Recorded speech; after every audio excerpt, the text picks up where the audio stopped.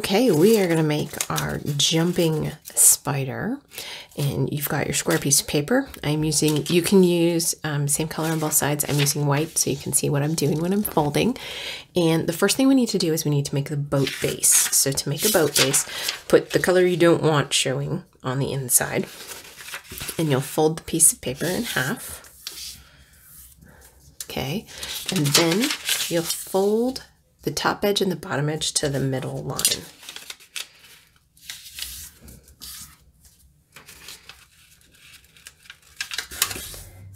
Really simple like that.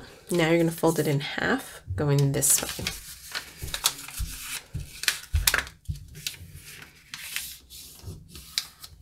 All right, and unfold it. And now you can use that center as a guide to fold these to the center and unfold them.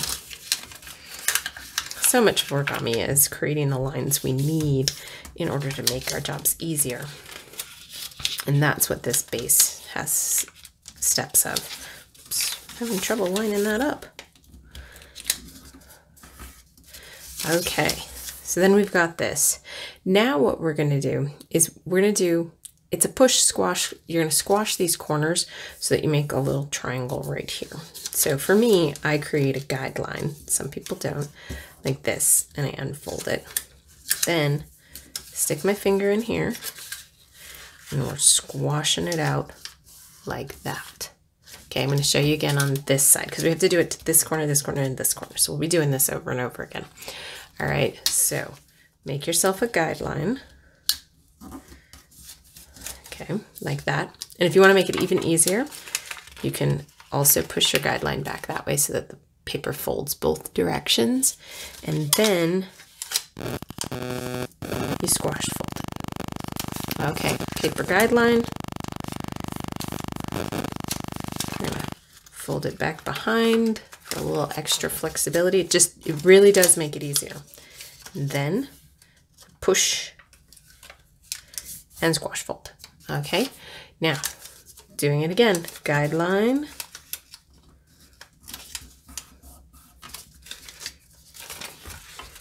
Do it toward the back so that you can easily squash fold. Okay, and I'm holding these in place. You don't necessarily have to. Kind of pop it up, push from this corner. Push from this corner, and it lands flat. Okay, so there you go. This is what we've got going on now. We're not quite to boat base yet, but we're getting there. Now we're going to do something where we pull these two parts out, and then we're going to be pushing this over, okay? But we're not just going like that, obviously. That would be what we already have. What we're doing is we're going to be now creating a crease here and here. So I find it's easiest to put that crease in and put this crease in here as well. Like that. And then you push this down. Okay, so see what we did. We had, this is how it looked. Okay, and then we put a crease in here, like so. And we put a crease in here, like so. And then we pushed the whole thing down, and it gave us this design. Okay, so now we're going to do it again on this side. Remember, we're putting a crease inside the middle. And it's really cool how, since we've already done all these other lead folds, it's going to fall into place. Now put a crease here.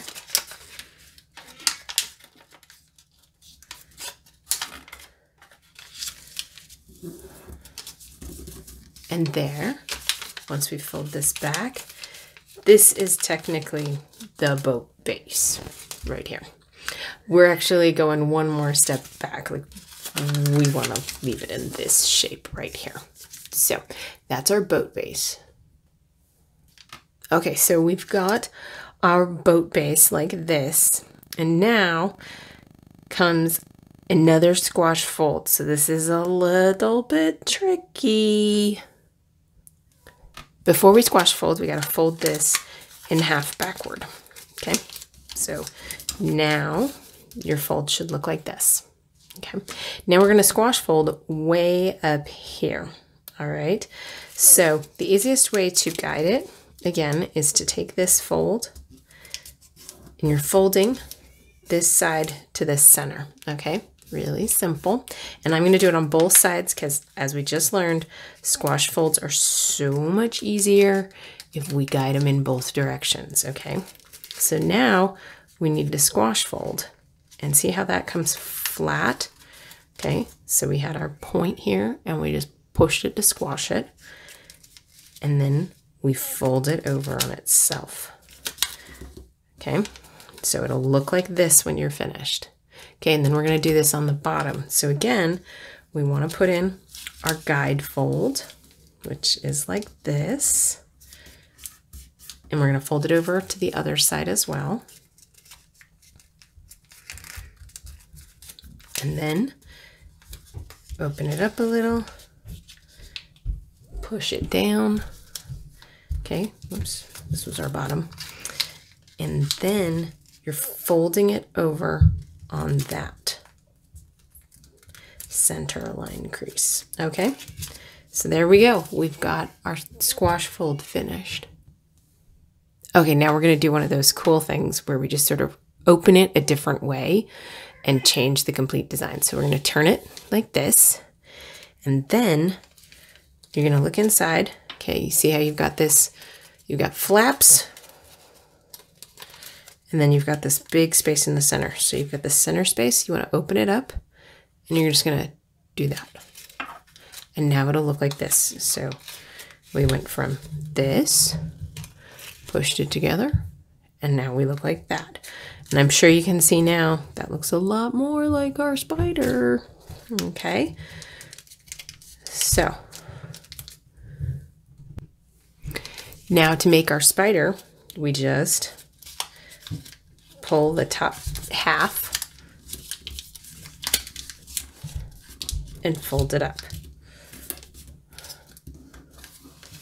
Okay. Okay, now, this isn't true origami. We cheat a little with some kirigami, some cutting. You're going to cut, because you got 4 legs. You need 8 to make it a spider. Cut, but don't go to that fold. Okay. I mean, I guess go to the fold, but don't cut the fold. All right, now we've cut the legs. We'll turn it over and we'll use this as the direction of our spider. This is the top of our spider. And you're gonna wanna fold under because the legs go down. And that's a front leg. And that's a front leg. And then I just leave those 2 poking out. And then I leave the next 2 poking out. And I fold this one under, and I fold this one under. And voila, you have a jumpy spider.